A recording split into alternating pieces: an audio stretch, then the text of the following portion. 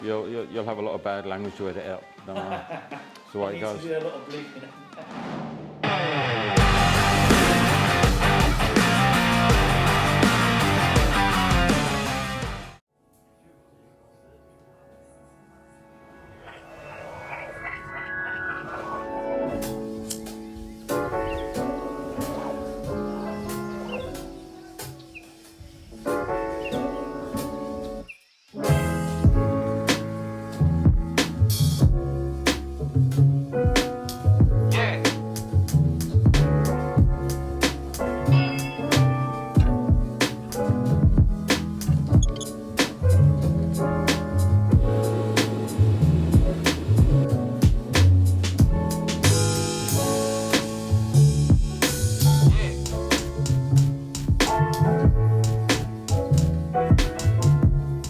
Hi everyone, my name is Vince and this is the Makers Gonna Make series for the UK Blade Show. Just thought I'd let you know this video was made possible by a handful of people. We've got GFS Knife Supplies, B&D Abrasives and Tapes, and also Multi-Tool Products Europe. We will have a look at their stuff later on, but for now, let's have a look at what we're doing today. In episode 3 of this Makers Gonna Make series, we've got Graham Clarke of Clarke Knives, and he's actually gonna be showing us the whole process of making a Damascus Steel that they actually will be selling out to fellow knife makers. So get ready to get excited.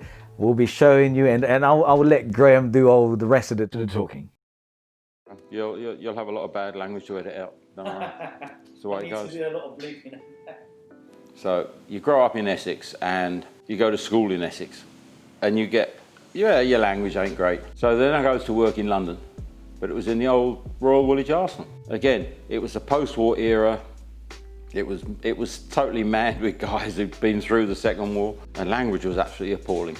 And it got worse and worse. My kids all grew up listening to it, knowing that they weren't really to use it. Then my son goes into the army, so he comes back out and he's terrible. My grandson's the greatest. I mean, we curse at him, we swear at him, we tell him he's all kinds of things, and he never ever utters a word. So he's great. Making the Damascus and selling that out to people, and having so much equipment around means that instead of just making that basic forging stock, which quite a few people do, we can actually develop it into full-blown patterned ground, surface ground, flat, fully annealed, ready for a stock removal knife maker just to pick up, grind it, heat treat it, and he's got a finished knife with a beautiful pattern on it, as opposed to somebody who's taken a piece of raw forging stock which is 8 or 10 millimeters thick, forging his knife out. Oh, it's a great market, but you know, other people don't want to do that. There are people who haven't got the forging facilities, they just want to make nice knives. So that's why we make it for the stock removal knife makers. So, you know, we've got to go through all the grinding, to the normalizing, annealing, test etching the pattern on, so you can actually see what you're going to get in the finished product.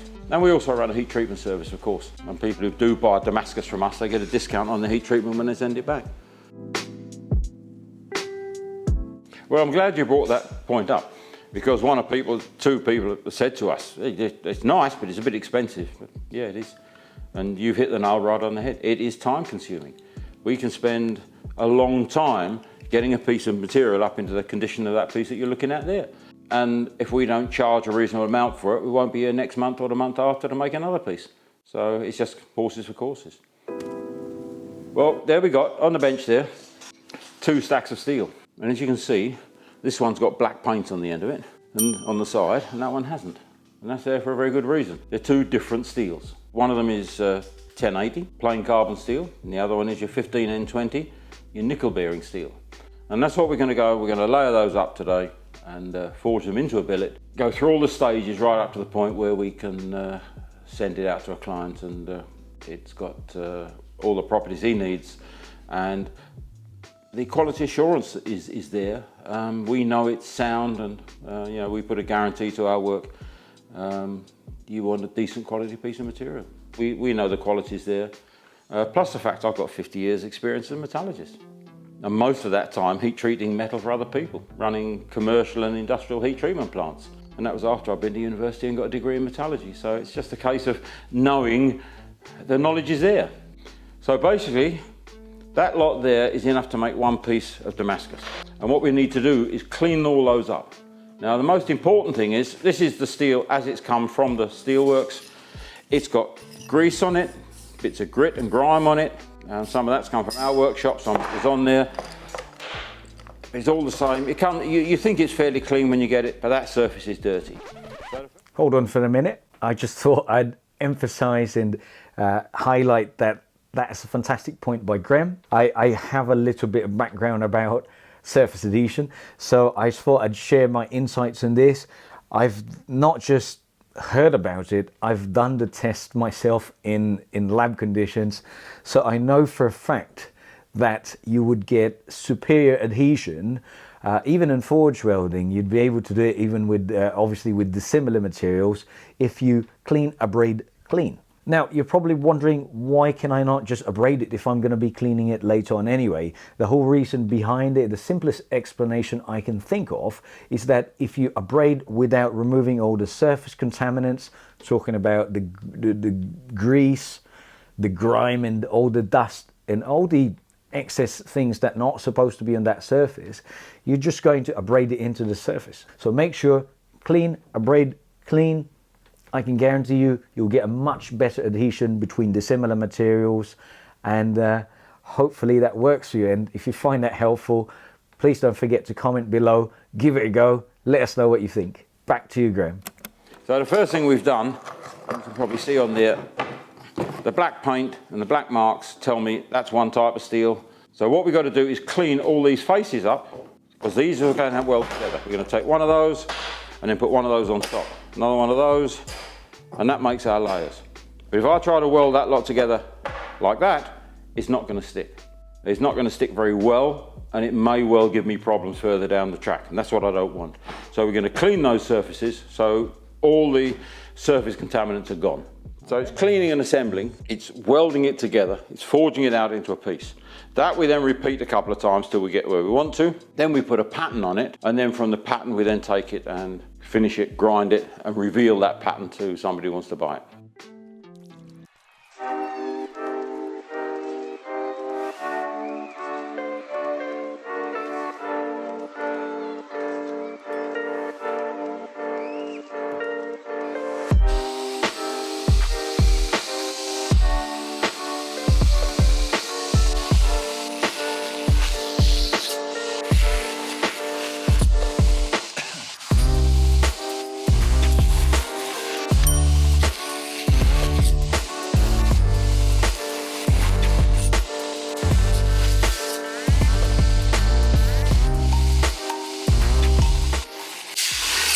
So that's all the 1080 clean.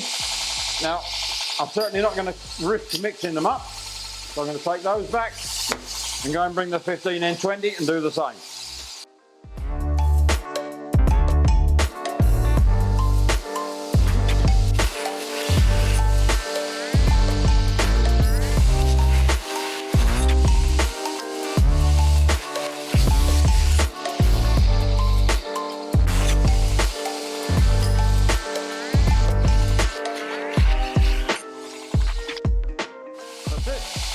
That's all 24 pieces up.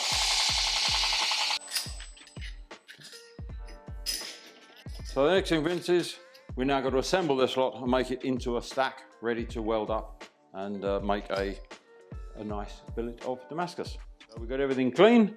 Doesn't matter which one we start with, but I'm still going to make sure, like I say, my little bits of black paint which are on the edge here. That just tells me that I'm not mixing everything up. That's 15N20, 1080. N20, 1080.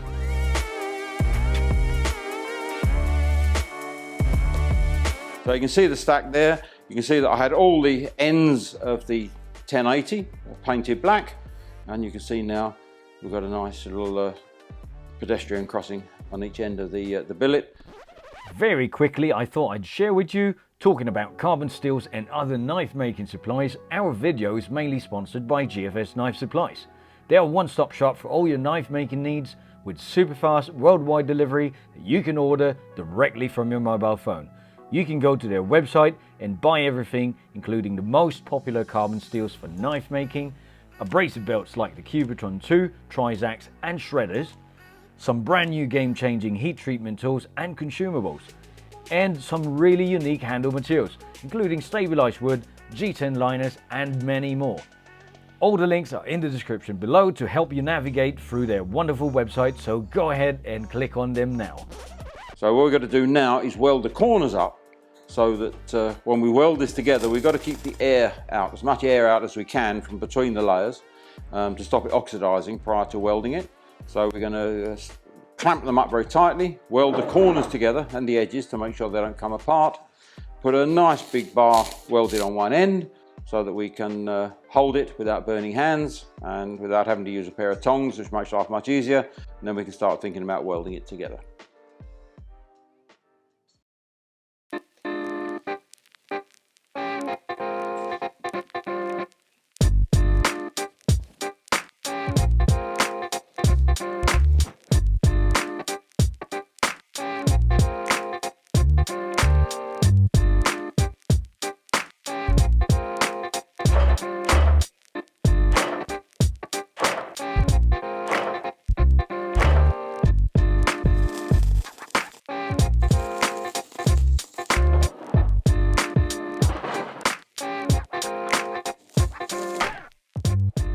Because we do get quite hot and it does start to bend a bit. So I'm going to stick that on one end.